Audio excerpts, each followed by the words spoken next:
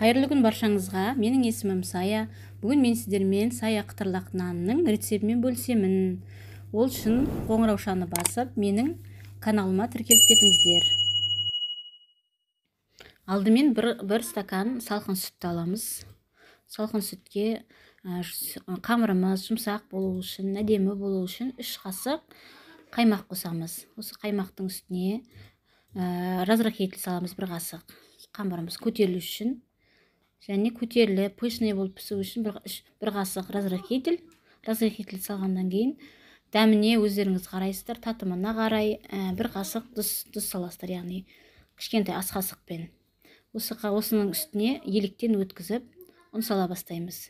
Ұнымыз өте жаңағыдай пышный көтеріліп тұру үшін қамырымыз ұнды електен өткізіп аламыз. Алдымен електен жақсылап өткізіп, содан кейін барып жақсылап еттің қамыры сияқты, яғни нанның қамыры сияқты қамыр бастыра бастаймыз. Қамырды бастырып жақсылап аламыз. Енді осы қамырымызды еттің қамыры сияқты асықпай илеп, иін қандырып аламыз. Иін қандырып алғаннан кейін 4 бөлікке бөлеміз, яғни пышақты аламыз, или әркім әртүрлі пышақты алып 4 бөлікке бөліп, домалақтап, яғни қамыр сияқты, еттің қамыры сияқты домалақтап, әрқайсысын бөлек-бөлек домалақтаймыз. Әрине, әркім өзі қалауына қарай мүмкін, бұдан да көп күлше шығару мүмкін. Енді оны өздеріңіз қарайсыздар. Менің сүтім азғантай болғандықтан осындай ғана тек қана 4 күлше шықты. Осы 4 күлшені енді біздер жақсылап жаюымыз керек. Ол үшін қамырды азғантай ұн аламыз да жаюға кірісеміз. Осылай әр қамырларымызды алып, дөңгелектеп жая бастаймыз, яғни өте жұқалап жайғанда дұрыс, әдемі, өткен жұқа, әдемі, қабаты көп болады, қаттамасы болғаннан кейін май жағамыз бетіне. Әр күлшені, 1 күлшені илеп болған соң май жағамыз бетіне, алдын ала ертіп алған сары майымызды жағамыз. 2-ші күлшені саламыз бетіне, содан кейін тағы да май жаға бастаймыз. Әр күлше салған сайын ортасына май жағып отырамыз. Май жаңа қатпарлы, солай болу үшін қолмен жақсаңыздар да болады, щетканың көмегімен жауға да болады. Енді әркім өзіне байланысты көреді. Өстіп қатпары жақсы болу үшін әр күлшенің үстіне май жағып отырамыз. Мінекей енді соңғы күлшемді салдым. Бұның бетіне май жақпаймын, яғни соңғы күлшенің бетіне.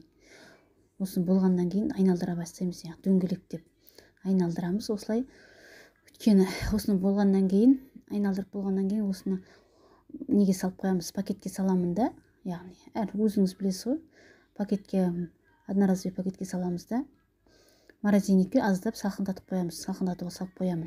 Мінекей енді мына морозильникке аз уақытқа, 10 минутқа мана салып қойдым, өйткені ортасындағы май аздап тоңазу керек. Илеген кезде қамырдың сыртына шығып, май ағып жатпас үшін аздап морозильникке 10 минутқа салып қойдым. Осыны жайып аламыз енді.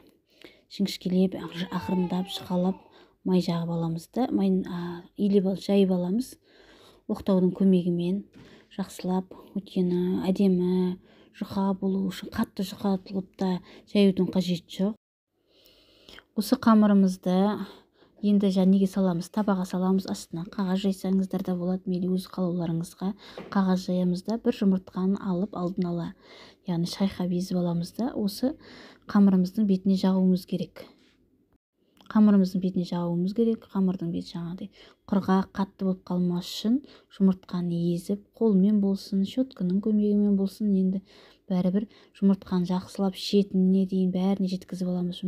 Нанымыз қызыл, әп-әдемі қып-қызыл болып пісу үшін осылай жұмыртқаның ағы мен сарысын араластырып жібереміз де, бірден тек жаға береміз.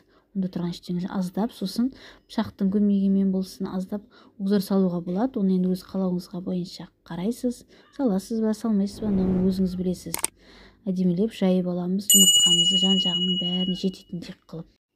Мінекей нанымызды 200 градуста 20-30 минут па, 30 минутқа немесе жарайды, 30 минуттың ішінде пісіріп шығардық. Міне қараңыздар, қандай қатпарлы, қып-қызыл нан болып пісті. Бұл нанды бұйырса алда келе жатқан ораза айында ауызашарға дайындасаңыздар болады. Видеоны соңына дейін көргендеріңізге рахмет. Ұнаса лайк басып, подписка жасаңыздар.